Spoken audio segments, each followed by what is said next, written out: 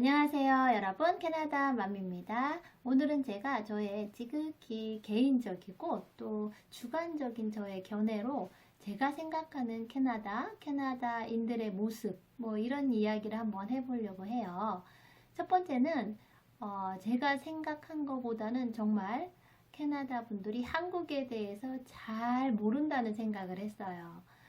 저와 저희 아이는 당연히 한국에 대한 인지도가 캐나다에 어느 정도 있는 줄 알았었는데 실제로 현지에 와서 보니까 한국을 아는 사람이 그렇게 많지가 않은 거예요. 그래서 조금 실망을 하기도 했었습니다. 물론 한국과의 교류가 있는 곳에서는 한국에 대한 인지도가 굉장히 높고 좋았어요. 그리고 많이 알고 계신 분들도 있어요. 그런데 그렇지 않은 분, 한국과 교류가 전혀 없거나 한국에 대한 생각을 한 번도 안 해보신 분이 많다는 사실이 정말 특이하게 느껴질 정도로 조금 서운하기도 하더라고요.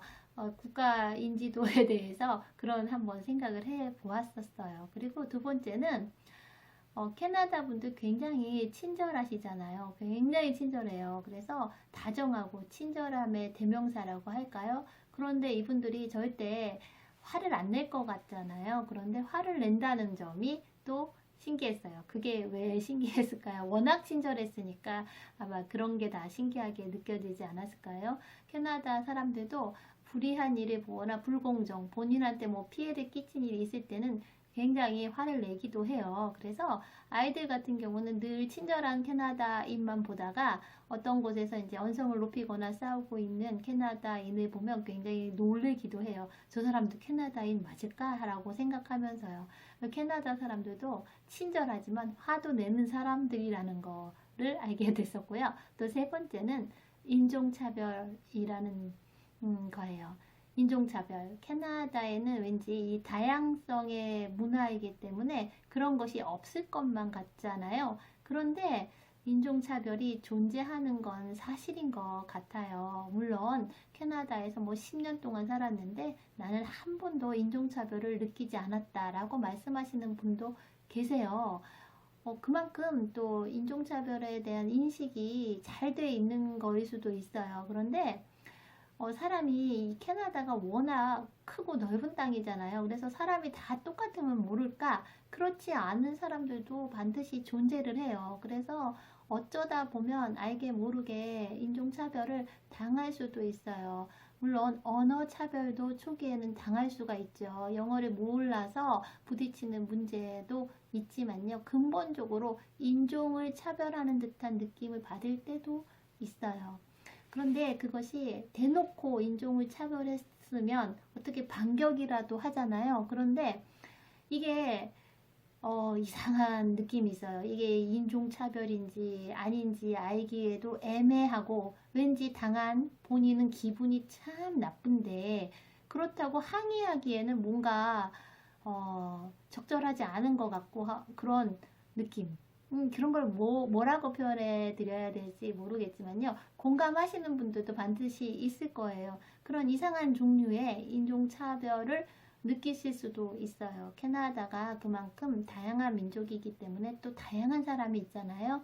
그래서 어떻게 저렇게 조금씩 다른 모습으로 인종차별을 느낄 수도 있습니다. 하지만 인종차별을 느끼고 안 느끼고 보다는 그럴 때 어떻게 대처하느냐가 더 중요한 것 같아요. 그냥 아이들에게도 저는 아이를 데려온 엄마잖아요. 그래서 아이들이 당연히 그런 인종차별 전혀 안 받고 살고 있으면 다행이지만 혹여 행여라도 한 분이라도 인종차별하는 사람을 만났다면 아이들이 너무 당황할 수가 있잖아요. 그래서 아이들에게 미리 캐나다에 이 많은 다양한 사람들이 존재하기 때문에 어떠한 일도 있을 수 있다라는 이야기를 대화를 통해서 조금 나눠보기도 했어요.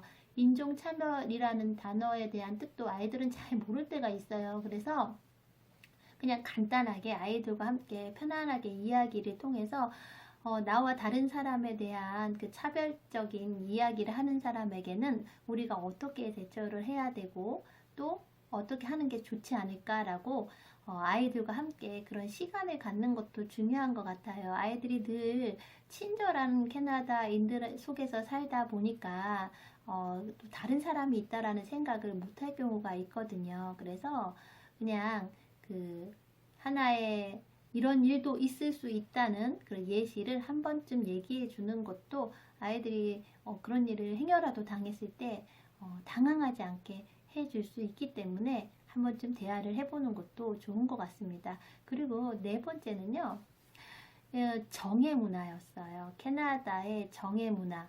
한국하고 다르게 이렇게 친절하고 이렇게 다정한 사람들이 한국의 정과는 조금 다른 개념의 친절함이었어요. 그래서 밥은 먹었는지 뭐 이런 얘기는 전혀 안 해요. 그러니까 저희는 만나면 그날 일단 식사 시간에 식사를 했는지 굉장히 뭐 자연스럽게 이야기할 수 있는 문제잖아요. 그런데 캐나다 분들은 식사 시간에 대해서 점심에 뭐 먹었는지 이런 거 전혀 대화의 주제가 되지 않는 것 같았어요. 그리고 외모 칭찬 같은 경우에도 한국에서는 얼굴이 정말 조그마네요. 이거 칭찬이잖아요. 근데 캐나다에서는 그런 외모의 그런 어떤 기준에 대해서 칭찬하지를 않고요.